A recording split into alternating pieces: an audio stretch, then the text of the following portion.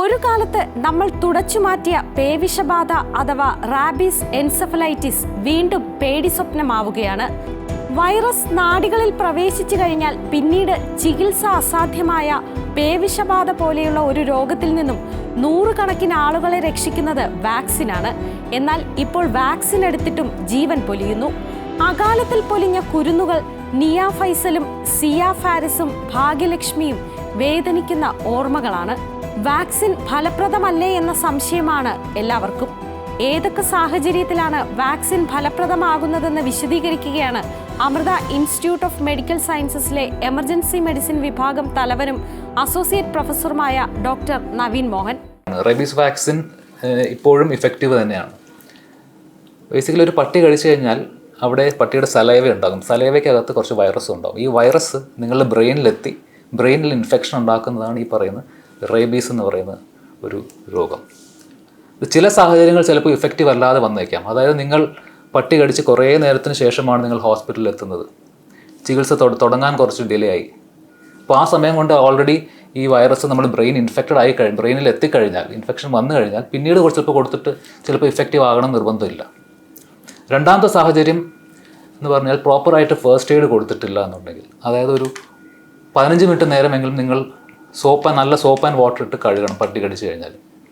അത് ചെയ്യാത്ത സാഹചര്യത്തിൽ ചിലപ്പോൾ ഒരു റാബീസ് ഇൻഫെക്ഷൻ വരാനുള്ള സാധ്യതയുണ്ട്. മൂന്നാമത്തെ സാഹചര്യം എവിടെ കടിക്കുന്നു അനുസരിച്ചിരിക്കും. ഇപ്പോൾ തലയിലോ കഴുത്തിലോ ഒക്കെ കടിക്കുകയാണെങ്കിൽ ചിലപ്പോൾ വേഗം തന്നെ ബ്രെയിനിലേക്ക് പോയി ഇൻഫെക്ഷൻ അവിടെ ബാധിച്ച് റേബീസ് വരാനുള്ള സാധ്യതയുണ്ട്. നാലാമത്തെ കണ്ടീഷൻ എന്ന് പറയുന്നത് ഈ ഡോഗ് ബൈറ്റ് എന്ന് പറഞ്ഞാൽ മൂന്ന് ക്ലാസ് ഉണ്ട്. ക്ലാസ് 1, 2, 3. ക്ലാസ് 3 ബൈറ്റ് എന്ന് പറഞ്ഞാൽ വളരെ ആഴത്തിലുള്ള കടിയായിരിക്കും. അതുപോലെ തന്നെ ഒരുപാട് ബ്ലഡൊക്കെ നഷ്ടപ്പെടുക ആ വഴി. ഈ ക്ലാസ് 3യിൽ ചിലപ്പോൾ റേബീസ് വരാനുള്ള സാധ്യത കൂടുതലായിരിക്കും ക്ലാസ് 2 അല്ലെങ്കിൽ ക്ലാസ് 1-നേക്കാൾ. അതൊരു നാലാമത്തെ.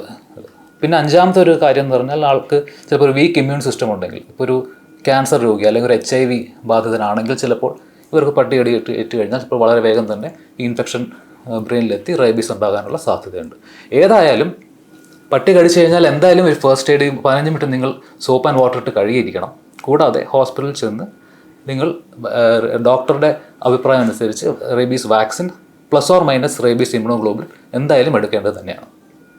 എങ്ങനെയാണ് റാബീസ് ഉണ്ടാകുന്നത് എന്ന് നോക്കാം. പേവിഷബാധയേറ്റ നായ കടിക്കുന്നതിലൂടെയാണ് പ്രധാനമായും മനുഷ്യരിൽ റാബീസ് എത്തുന്നത്. നായ കടിച്ച് വിഷബാധയേറ്റ വളർത്തുമൃഗങ്ങളിലൂടെയും അണുബാധയുണ്ടാകാം. നായ നക്കിയാലും നഖം കൊണ്ട് മുറിവേറ്റാലും രോഗം പകരാം. ഉമിനീര് വഴിയാണ് രോഗം പകരുന്നതെങ്കിലും മൃഗങ്ങളുടെ കയ്യിലും മറ്റും ഈ ഉമിനീരിന്റെ സാന്നിധ്യം ഉണ്ടാകുന്നതാണ് രോഗം പടരാൻ കാരണം. നായയെ കൂടാതെ പൂച്ചയോ കുരങ്ങോ കുതിരയോ ആടുമാടുകളോ എന്നിവ വഴിയും രോഗം ബാധിക്കാം. കടിയേൽക്കുമ്പോൾ ഉമിനീരിലെ റാബീസ് വൈറസ് മുറിവുകളിലൂടെ നമ്മുടെ കോശങ്ങളിലെത്തും. മറ്റു മുറിവുകളിലൂടെയും വൈറസ് ശരീരത്തിൽ പ്രവേശിക്കാം. പട്ടിയുടെ കടിയേറ്റാൽ ആദ്യം ചെയ്യേണ്ടത് സോപ്പ് ഉപയോഗിച്ച് കഴുകുകയാണ്. ഇതിന് പകരം വെക്കാൻ മറ്റൊന്നില്ല എന്ന് തന്നെയാണ് ഡോക്ടർമാരും പറയുന്നത്. പട്ടി കടിച്ചു കഴിഞ്ഞാൽ ഉടൻ തന്നെ നമ്മൾ നല്ല വൃത്തിക്ക് സോപ്പ് ആൻഡ് വാട്ടർ ഇട്ട് കഴുകേണ്ടതാണ്. ടാപ്പ് ബോട്ടിലിൽ പോയി നല്ല സോപ്പ് ഇട്ട് നല്ല പതപ്പിച്ച് ഒരു 15 മിനിറ്റ് നേരമെങ്കിലും കഴുകിയിരിക്കണം. ഈ നന്നായിട്ട് കഴുകിയതിന് ശേഷം ചെറിയൊരു ഗോസ് പീസോ വൃത്തിയുള്ളൊരു ഗോസ് പീസോ അല്ലെങ്കിൽ കോട്ടണോ വെച്ച് കവർ ചെയ്തതിന് ശേഷം നേരെ ഹോസ്പിറ്റൽ എമർജൻസി വിഭാഗത്തിലേക്ക് പോവുക.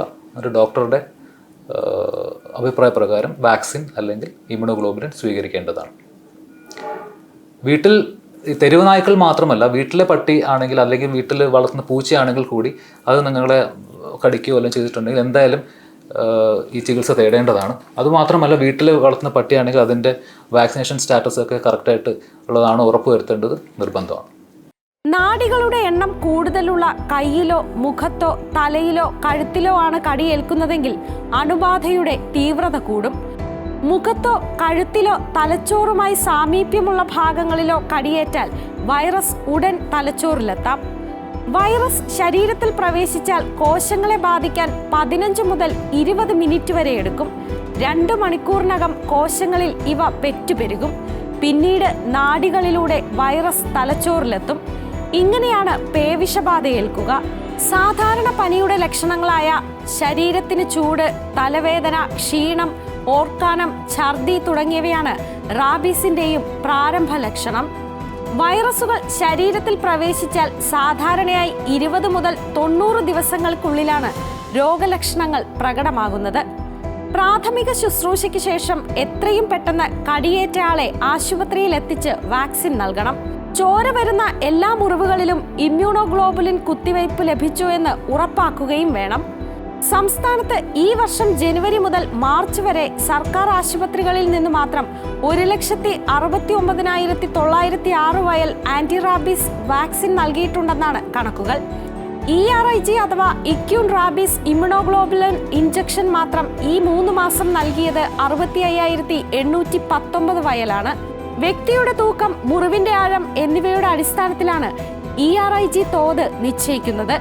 ERIG നൽകുന്നത് ഡോക്ടറുടെ നിർദ്ദേശാനുസരണം കാറ്റഗറി 3 മുറിവ് ഉള്ളവർക്കാണ്.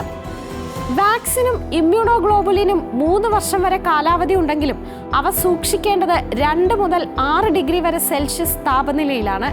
ജനറേറ്റർ സൗകര്യമില്ലാത്ത ആശുപത്രികളിൽ വൈദ്യുതി നിലച്ചാൽ വാക്സിന്റെ ഗുണം നഷ്ടപ്പെടാൻ സാധ്യതയുണ്ട്.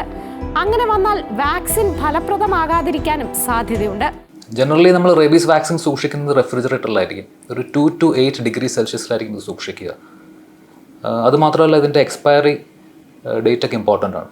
എക്സ്പയറി കഴിഞ്ഞതൊക്കെ ആണെങ്കിലോ അല്ലെങ്കിൽ ഈ തെറ്റായ ടെമ്പറേച്ചറിലൊക്കെ സൂക്ഷിക്കുന്ന വാക്സിൻ ആണെങ്കിൽ ചിലപ്പോൾ അതിൻ്റെ എഫക്റ്റീവ്നെസ് കുറയാം.